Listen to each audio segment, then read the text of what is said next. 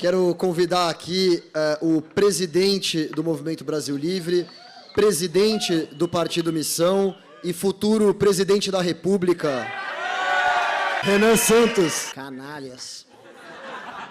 Canalhas, acima de tudo, canalhas.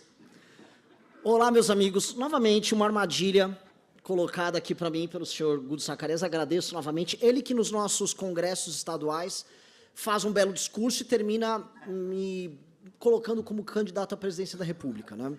Então, eu não consigo evitar. O que acontece? Eu cheguei aqui, falei, poxa, eu vou participar de um evento aqui, prestação de contas do Guto, com certeza farei uma fala intermediária aqui. Não, ele me botou para encerrar. E o que acontece?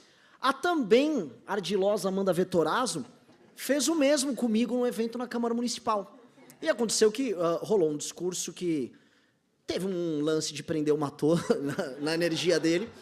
E eu acho que ele está reverberando bem, porque as notícias, como vocês estão reparando, estão muito mais se encaminhando para algo na nossa linha, na nossa energia, e muito menos naquela energia meio morta que a gente via por parte da política brasileira no combate ao crime, né? A política está muito mais prender um matou, está muito mais lei Oruan, está muito mais vamos enfrentar quem ocupa nosso território de forma ilegítima do que qualquer outra coisa. E o problema é que aquele discurso foi bom, aí eu agora tenho que encerrar esse, e aí eu vejo vocês, Renan, eu falei, eles querem outro, né? E eu não, como é que eu vou entregar outro? Não é assim, não é todo dia que sai um discurso especial. Mas nós vamos tentar. Vou começar o seguinte, né? Como todos fizeram aqui, vou cumprimentar todos os presentes. E o Guto já gastou a ótima carta do Renato também, que é na presença da dona Célia Zacarias. Mas calma, dona Célia, você é maravilhosa, mas não será com você, porque já foi usado 2 vezes. Vamos aqui usar, então, o grande Cauezada Highlight, primo de Guto Zacarias, e o grande MH, também primo.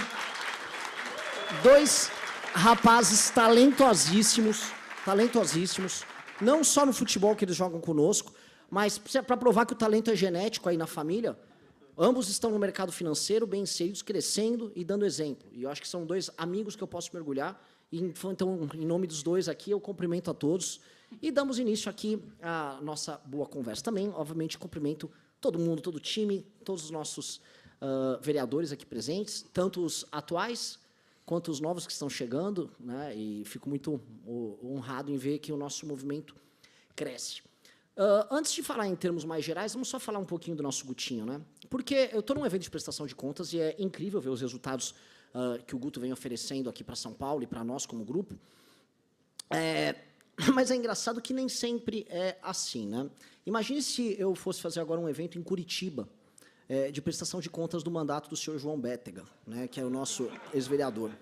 Com certeza, ele estaria nos agraciando agora com conquistei agora a humilhação das cidadãos e cidadões de Curitiba que são de esquerda, comunistas, que agora estão em Venezuela ou Veneza, né, e outras besteiras do tipo. E o que eu quero demonstrar para vocês é um cara desses, um cara que foi fazer um mandato em nosso nome, que contou com a esperança de várias pessoas como vocês que moram no estado deles. Esse cara foi expelido do time em 5 meses. Em 5 meses, porque o mandato dele é vergonhosamente ruim. E mais, os funcionários do gabinete, os famosos 9 de Curitiba, abandonaram empregos com bons salários em nome dos valores dos princípios que alicerçam tudo que a gente faz. E aí, quando eu vejo o sacrifício que eles fizeram, e eu vejo o contraste do mandato, entre aspas, do senhor Bétega, com o mandato do Guto, me vem uma sensação, me vem uma gastura, me vem uma angústia, porque eu começo a perceber, de fato, que tanto o sacrifício deles quanto a qualidade nossa impõem para a gente que fundou o movimento lá em 2014, não só um senso de responsabilidade, mas um pouco de medo. Medo porque a coisa está começando a ficar muito grande e muito séria.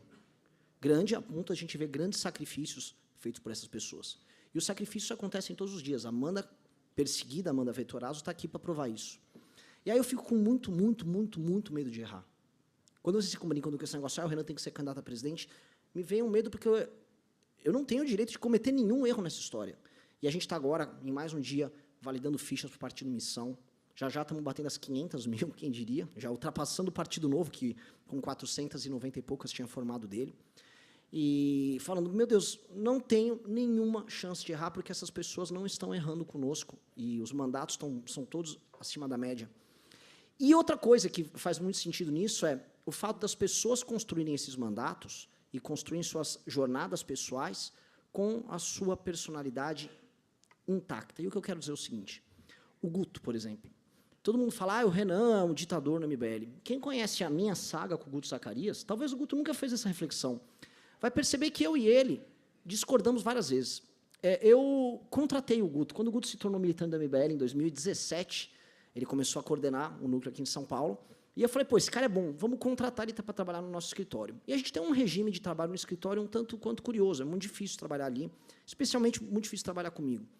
E em pouco tempo, o meu santo e o do Guto não bateram, e o Guto não mais trabalhou lá, não durou muito tempo, porque não bateu o ritmo e o estilo de cada um.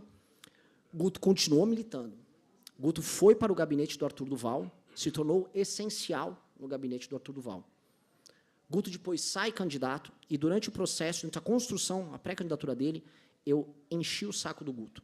Talvez o Renato e a Amanda vão se lembrar que eu era extremamente implicante com o Guto, e fiz uma das piores coisas, isso atestado inclusive pelo youtuber e humilhado em debates Wilker Leão. Eu coloquei o desagradável Marcelo Carratu para acompanhar o senhor Guto Zacarias nas suas andanças, no seu trabalho. Paulo Cruz, que trabalha no MBL agora, pode nos dar um testemunho sobre como é agradável trabalhar com aquela figura. E o senhor Marcelo Carratu acompanhou o Guto Zacarias, e o fato que, discordando de mim, ele venceu. Não trabalhando do meu jeito, ele deu certo. Ganhou para deputado e ganhou muito bem ganhado. Então, logo ele ganhou, numa eleição duríssima para a gente, uma eleição em que a gente tinha que enfrentar o bolsonarismo e o petismo. Ele me vira e fala, tem uma ideia. A gente, o que, Guto? Serei vice-líder do Tarcísio.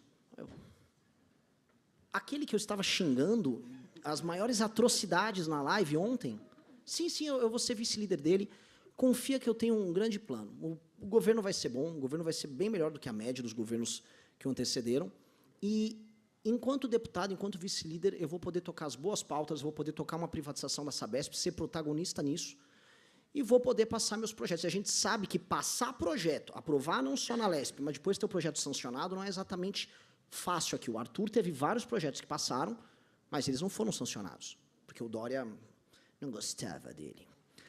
O ponto é, o Guto mostrou que eu estava muito errado, e a estratégia adotada pelo Guto, que a gente viu agora na prestação de contas, estava muito acertada. Estava muito acertada. A gente provou que a gente é civilizado no trato com a direita, que tentou nos prender, sejamos honestos. E mostrou que há convívio quando há respeito mútuo. E hoje nós temos uma excelente relação com esse governo, a ponto de termos 2 secretários que estavam presentes aqui no evento, e provavelmente vamos divergir com eles no caminho eleitoral para o ano de 2026. Porque, como vocês sabem, nós temos um projeto próprio, e esse projeto vem aí, ele será um projeto definitivo. E aí eu olho, como eu digo, o Guto é um rapaz que impôs a personalidade dele nos projetos dele, no estilo de ser, no jeito de ser, e até na forma como ele discordava conosco. Como eu te disse, o Guto discordou em coisas até estratégicas. E em nenhum momento eu me lembro sequer de ter ficado chateado com o Guto. De fato, ele tem um molho, né? Não é um molho muito apimentado ali, mas é aquele molho que faz a comida indigesta, às vezes, e o que eu achava indigesta passar. Isso é personalidade, isso é força política, isso é inteligência, isso é capacidade. E hoje, ele mais forte do que ele entrou, e hoje tem um dos grandes mandatos, ele nos aponta uma direção. E qual é a direção?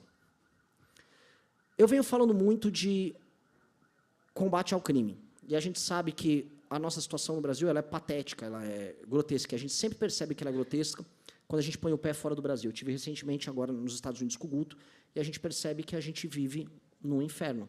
Um local em que andar com o celular na mão no meio da rua é uma impossibilidade. Num lugar que, como eu já disse no outro discurso, todo mundo tem que ter uma grade muito grande, um muro muito bem construído na frente da própria casa, se quiser ter um mínimo de segurança para poder subsistir. O tema da segurança central, porque, para mim, fazer o enfrentamento ao crime organizado é dar um propósito histórico para um povo que não se reconhece como tal. A gente tem um Estado, a gente tem um monte de gente que paga a conta, mas as pessoas não se reconhecem como parte de algo, nem como alguém que ruma para algo maior. Para mim, e está ficando cada vez mais claro, até porque agora os políticos do Centrão resolveram copiar, e os políticos do Centrão, quando começam a copiar seu discurso, isso significa que seu discurso já cruzou a arrebentação. Eu vi o Helder Barbalho falando em prender o Matou e em declarar uma guerra ao crime organizado no Rio de Janeiro, ele que é governador do Pará. Eu fico primeiro curioso, porque Por que ele não faz isso no Pará, primeiro, com um dos piores números em termos de segurança pública do Brasil? E 2, porque ele não combate a grande facção criminosa que controla o Pará, que é a família Barbalho. Né? Seria basicamente uma grande revolução que ele faria no estado dele ao enfrentar a si próprio e ao pai dele. Mas não, ele não vai fazer isso. Ele vai apenas copiar nosso discurso num evento com outros governadores. O que nós temos, portanto, já que reverberou e já que eles vão fingir, o que nós vamos fazer? A ideia de uma guerra, guerra real, guerra declarada pelo presidente da República, que, se Deus quiser, nós vamos eleger em 2026. A guerra que nós vamos declarar e a reocupação dos territórios brasileiros é o primeiro capítulo da criação de um pacto que nós vamos ter entre todas as regiões do Brasil, entre todas as culturas e todos os povos que compõem o Brasil. Mas é uma guerra que não termina na eliminação dos Oruans, Poses do Rodo, Marcolas e coisas do tipo. É uma guerra que continua necessariamente, e aí eu volto a juntar com o Guto aqui, no sonho do Guto da inserção das pessoas pela educação. A gente vive falando, prendeu, matou, mas depois vem o quê? Bandeira, quartel, escola.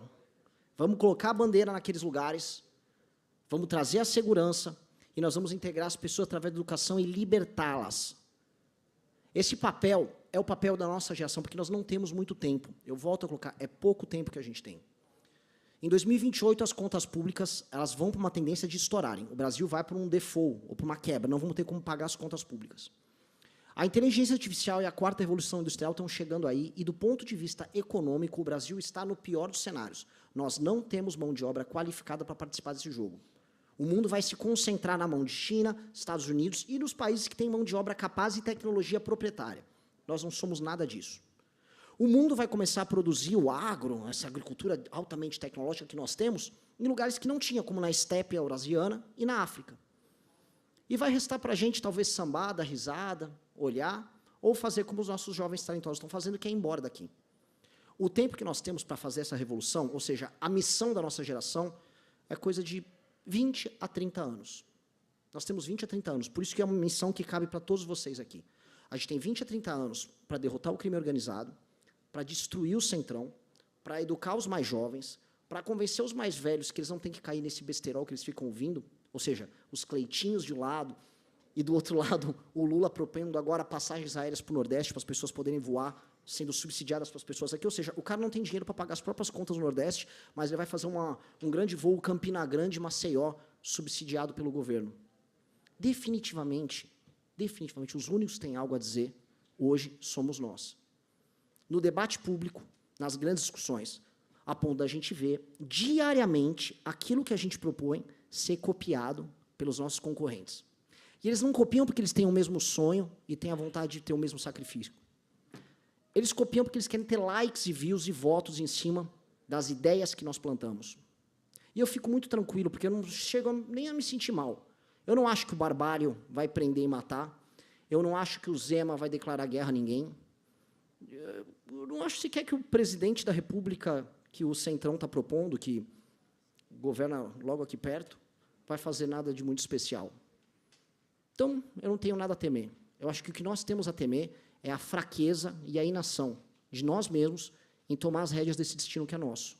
Somos nós que estamos propondo as ideias, somos nós que temos os melhores mandatos, somos nós que colocamos a nossa pele em risco defendendo o que a gente acredita, e somos nós que, a partir do ano que vem, com um partido que é nosso, com as ideias que são nossas, e com os melhores homens e mulheres, somos nós que vamos começar a governar essa porra.